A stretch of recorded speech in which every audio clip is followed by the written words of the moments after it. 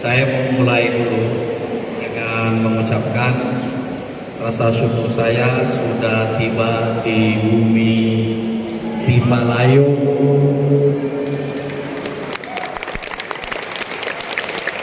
Salam Gelora, Salam Indonesia. salam Gelora, Salam Indonesia. salam Gelora, salam Gelora, salam Gelora, salam Gelora. Kita ulangi ya. Kalau saya sebut salam Gelora, Bank Indonesia semuanya berdiri. Salam Gelora. Nah ini baru mantap. Assalamualaikum warahmatullahi wabarakatuh. Pak Bupati, Pak Ibrahim Masdar, yang saya hormati, yang saya cintai. Hari ini kita sebut Pak Bupati, mudah-mudahan insya Allah tahun depan kita sebut sebagai Pak Gubernur. Ini doa Pak. Jadi kita saling mendoakan, saling mendudukkan. Juga para pimpinan DPW Sulawesi Barat, khususnya Pak Hajrul dan tim, dan ini Ketua DPD Polman secara khusus Pak Ivan, serta para ustadz, para kiai yang datang di sini. Saya mau menyebut secara khusus Ustadz Husain dari ini Tarikat Al-Qadiriyah.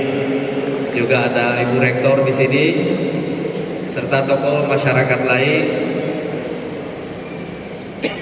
Saya mau menyampaikan terlebih dahulu bahwa yang mendorong saya mendirikan Partai Gelora ini adalah karena saya gelisah. Saya galau, sama seperti tadi Pak Bupati. Saya galau, saya gelisah karena Indonesia ini bisa menjadi jauh lebih maju daripada yang sekarang, tapi tidak maju sebagaimana seharusnya. Itu yang membuat saya mendirikan partai ini. Karena itu cita-cita Partai Gelora adalah menjadikan Indonesia sebagai super power baru.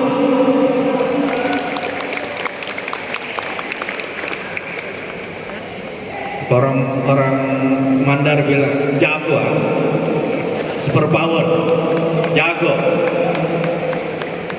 Iya betul, jago. Apa yang kita maksud dengan istilah super power baru? Super power itu artinya negara yang ekonominya makmur, teknologinya maju, militernya kuat. Tambah satu lagi, rakyatnya soleh-soleh dan bahagia.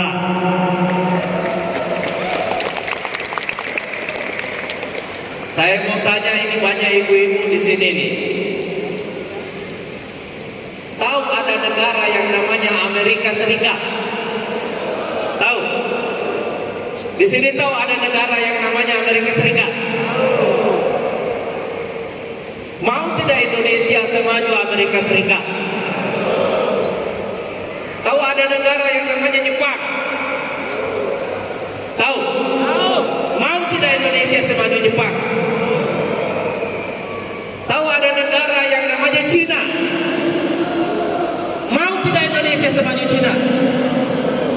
Tahu ada negara yang namanya Rusia yang sekarang lagi perang? Mau tidak Indonesia sekuat Rusia? Ada kawasan yang namanya Eropa. Mau tidak Indonesia semaju Eropa? Jadi kalau kita sebut ada Amerika, ada Cina, ada Eropa, ada Rusia, kita mau di situ juga ada Indonesia.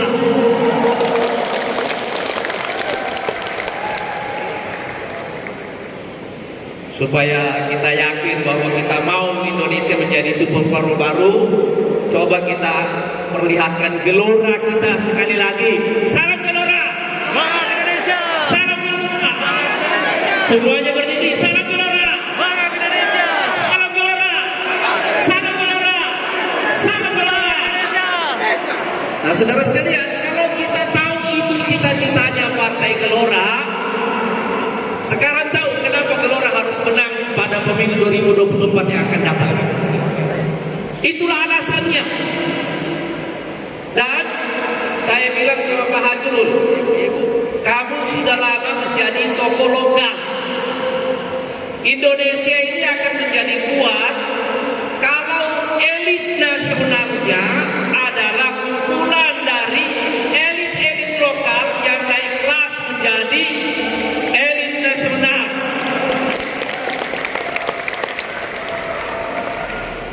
Jadi kamu harus keluar dari Sulbar, menjadi utusan orang-orang di Sulbar, duduk di Senayan, tentukan arahnya Indonesia di masa yang akan datang. Jadi kita tidak kirim orang dari Jakarta datang ke Sulbar, ambil suara orang Sulbar, tapi dia tidak mewakili harapan orang-orang di Sulbar. Kita mau orang-orang yang duduk di Senayan itu adalah orang-orang lokal dari daerah di seluruh Indonesia datang ke Jakarta, duduk semuanya putar otak, tentukan arahnya Indonesia. Itu baru Indonesia. Itu baru Indonesia. Pak Bupati, saya mau cerita ini. Caleg-caleg Partai Gelora ini caleg duafa semuanya. Jadi saya bilang, kenapa kaum duafa harus kita jadikan sebagai para caleg, bukan orang kaya? Karena saya tidak membuat perubahan kalau begitu. Saya mau membuat kaum duafa itu menjadi orang kuat, orang miskin menjadi orang kaya, orang lemah menjadi orang kuat, orang daerah menjadi orang pusat. Itu baru perubahan. Nah, ini kebetulan ada Ustadz di sini nih, ada Ustadz Husaini dari ada rektor juga. Ini universitasnya Asy'ariyah lagi. Kebetulan kita dalam suasana Isra Miraj. Beberapa bulan sebelum Rasulullah SAW mengalami peristiwa Isra dan Mi'raj. Perhatikan ya, saya ulangi. Beberapa bulan sebelumnya Rasulullah SAW berada pada patahan sejarahnya, pada benturan yang paling keras dalam hidupnya. Dari tahun ke-7 sampai tahun ke-10 beliau beserta para sahabatnya diisolasi oleh kaum musyrikin Mekah. Tahun ke-10 beliau keluar dari isolasi, istrinya Khadijah wafat, paman beliau Abu Thalib wafat. Tapi bukan itu yang paling menyedihkan beliau. Beliau pergi ke Taif. Taif ini dari Mekah, di luar Mekah. Tapi di Taif, seluruh kaum musyrikin Taif menolak beliau dan melempari beliau dengan batu. Disitulah Rasulullah SAW berada di puncak kesedihannya, karena walaupun beliau Rasul, beliau adalah manusia biasa. Jadi di situ beliau berdoa, Allahumma ilaika ashku dha'fa quwwati. Ya Allah, kepadamulah aku mengadukan kelemahanku, wa qillata hilati, dan sedikitnya daya dan upayaku, wa hawani 'alan nas, dan betapa hinanya aku di depan manusia. Ya Arhamar Rahimin, wahai Tuhan yang Maha mustada'afin. Engkaulah Tuhannya orang-orang yang lemah. Wa anta rabbi, dan engkau adalah Tuhan. Perhatikan, Rasulullah mengatakan, ya arhamar rahimin, anta rabbul mustada'afin.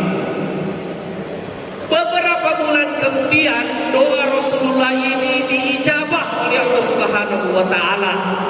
Maka Allah mengatakan, subhanallazi asra bi 'abdihi lailan minal masjidil harami ilal masjidil aqsa alladzi barakna haulahu linuriyahu min ayatina.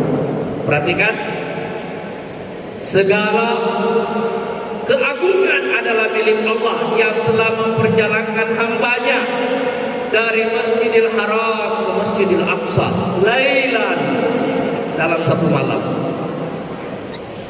Makanya ini adalah mukjizat yang paling besar Rasulullah sallallahu alaihi wasallam.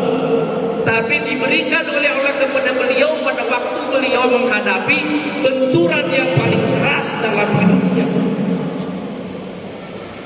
Di Masjidil Aqsa beliau sholat menjadi imam, dan makmumnya adalah seluruh nabi dan rasul yang ada sebelumnya. Setelah itu beliau naik ke Sidratul Muntaha. Di langit pertama bertemu dengan Nabi Adam, dan di langit ketujuh bertemu dengan Nabi Ibrahim. Lalu beliau melihat Jibril dalam bentuknya yang asli dan bermunajat dengan Tuhannya. Coba perhatikan, linuriyahu min ayatina, supaya kami perlihatkan kepadanya tanda-tanda kebesaran kami.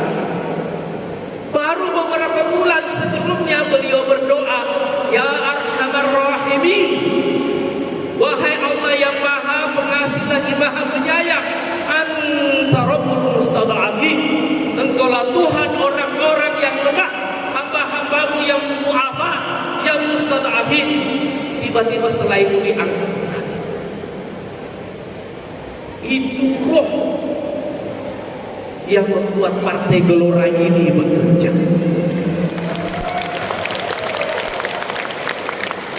Ini partainya kaum du'afa.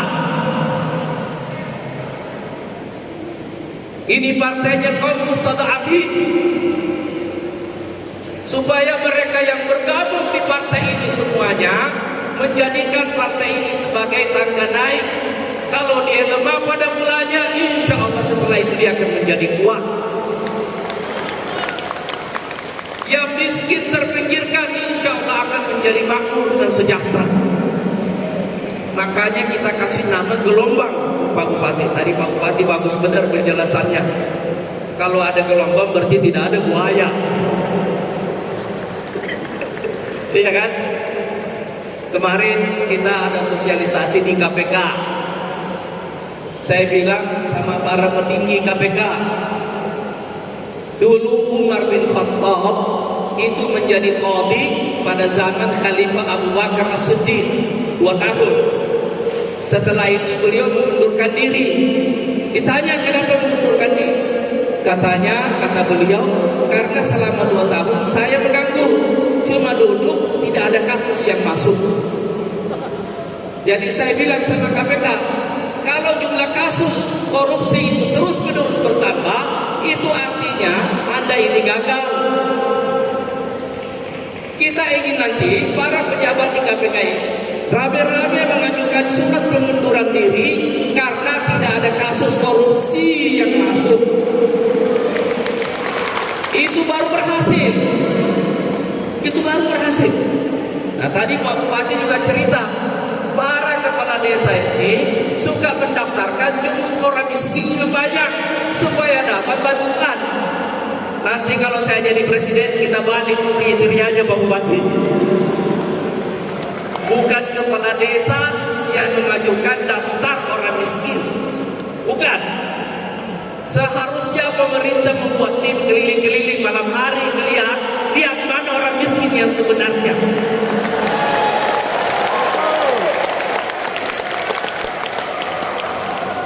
Makanya dalam Islam itu 8 orang penerima zakat itu guys asnaf